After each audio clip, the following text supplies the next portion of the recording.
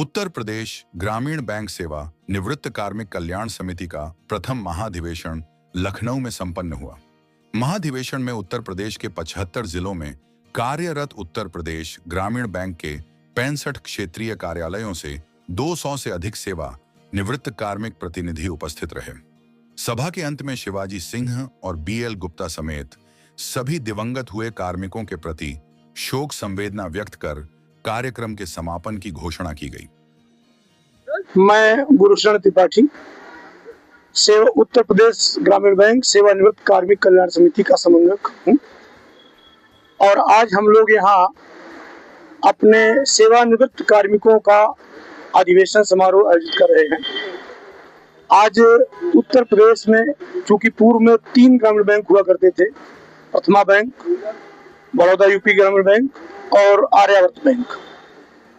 भारत सरकार द्वारा जब इन तीनों ग्रामीण बैंकों का सम्मेलन करके उत्तर प्रदेश ग्रामीण बैंक बनाया गया तो हम लोगों को भी ये आवश्यकता महसूस हुई कि हम लोग भी अपने जो सेवानिवृत्त कार्मिक कल्याण समिति है उसका तीनों बैंकों की समितियों का सम्मेलन करके एक उत्तर प्रदेश ग्रामीण बैंक सेवानिवृत्त कार्मिक कल्याण समिति का गठन करें। आज ये पहला अधिवेशन हो रहा है समिति का, तो सर क्या कुछ मेन मुद्दे हैं सेवानिवृत्त कर्मचारियों को जिस पर आज यहाँ डिस्कशन हो रहा है?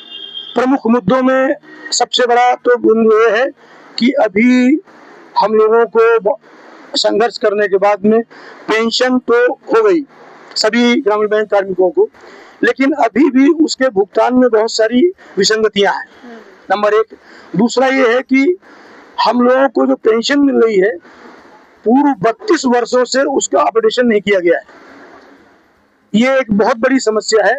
ये हम लोगों की भी सबसे बड़ी दूसरी डिमांड है कि पेंशन अपडेशन सरकार करे। तीसरा बिंदु ये है कि हम लोगों का जो मूल वेतन है, जो वेतन निर्धारण में एक स्पेशल पे को पहले किया, बाद में उसको स्पेशल अलाउंस कर दिया, जिस पर DA और HRA फॉर्म होता है, तो इस पर सुप्रीम कोर्ट ने भी एक वर्डिक्ट दिया हुआ है अपना कि for pension calculation and for salary calculation 2 अलग अलग पे नहीं हो सकते। लेकिन भारत सरकार द्वारा ऐसा किया जा रहा है कि जब पेंशन की बात आती है तो केवल हमारा मूल वेतन जोड़ा जाता है और जब सैलरी की बात आती है तो उसमें मूल वेतन प्लस स्पेशल पे जोड़ा जाता है। तो की जो मांगे हैं उनको लेकर आपने अभी किसी भी उच्च अधिकारी या शासन प्रशासन अभी तक हम लोग पूर्ववर्ती जो प्रथमा UP bank, Baroda UP bank और आर्यावर्त बैंक था उसके माध्यम से बात उठाते थे। अब ये हमारा उत्तर प्रदेश ग्रामीण बैंक बन गया है, तो इसलिए आज हम लोग उत्तर प्रदेश ग्रामीण बैंक सेवानिवृत्त कार्मिक कल्याण समिति का ये प्रथम अधिवेशन कर रहे हैं। इसमें हम अपनी कार्य समिति और जोनल समितियां भी बनाएंगे और इस मंच के माध्यम से अब ये सारी मांगे हम भारत सरकार वित्त मंत्रालय से एवं अपने बैंक से करेंगे। आज इस अधिवेशन में रखी जाएंगी।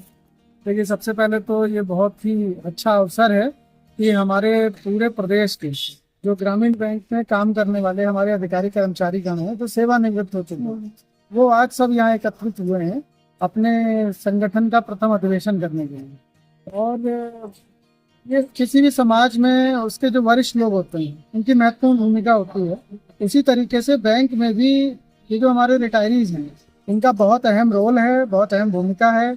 एक तरीके से ये बैंक के समाज में ब्रांड एम्बेसडर्स, यानी कि किसी भी बैंक के रिटायरीज जिस स्थिति में रहते हैं उस बैंक की पहचान भी वैसे ही होती है कि वो बैंक कैसा है, उस बैंक के लोग कैसे हैं। तो आज इन लोगों का पहला अधिवेशन है, मुझे बहुत प्रसन्नता है।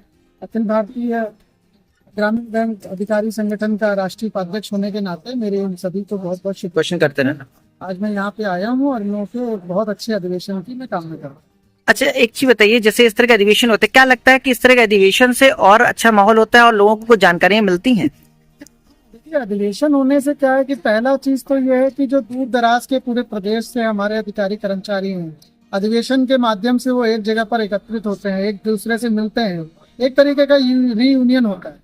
दूसरा फायदा ये होता है कि जो इनकी समस्याएं हैं, जो इनके इश्यूज हैं, उस पर सब लोग मिल बैठ के बात करते हैं। और आज के लोकतांत्रिक राज्य में, जो भारत लोकतांत्रिक देश कहा जाता है, इसमें ये बातचीत के माध्यम से समाधान निकालने का जो एक विषय है, ये बहुत ही महत्वपूर्ण विषय है। तो इस तरह के अधिवेशनों से लोग जहाँ एकत्र भी होते हैं, अपनी समस्याओं को आपस में डिस्कस करते हैं और समाधान भी निकालते हैं। तो ये वाकई में एक अच्छा कदम है।